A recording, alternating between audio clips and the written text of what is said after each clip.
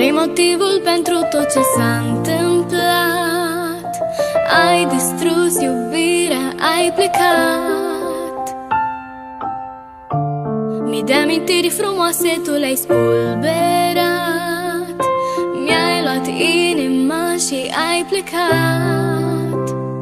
Hei tu, ce mai faci, străine bună? Bine tu, asta spunem, însă inima nu nu înțelege ce se întâmplă cu ea, nu.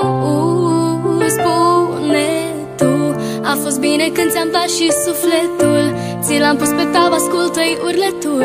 Strigă să nu pleci nici când de lângă mine. Inima mă roagă, plânge să te aduc din nou la mine.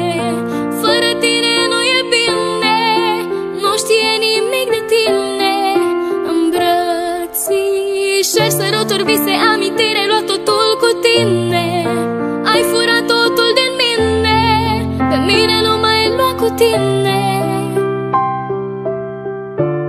Îmi amintesc ce planuri făceam zi de zi.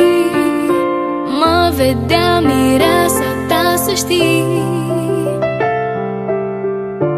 Tu mi-ai promis un inel la altar și copii.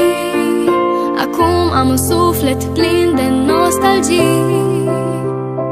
Hei tu, ce mai faci, străine bună? Bine tu, asta spunem, însă inima nu înțelege ce se întâmplă cu ea, nu.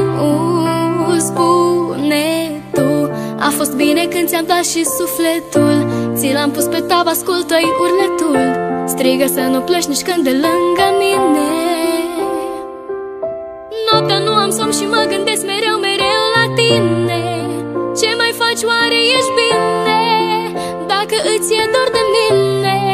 Și îmi fac filme și scenarii, personajul principal e în tine. Iubirea ta nu mi-aparține, tu doar te-ai jucat cu mine. Ai lovit-o, inima-i zdrobit-o. Tu ai nimicit-o, ai aprins-o și ai stins-o. Ai rupt-o în bucăți și strigă la tine să vii. Nu mai face față cu necesității.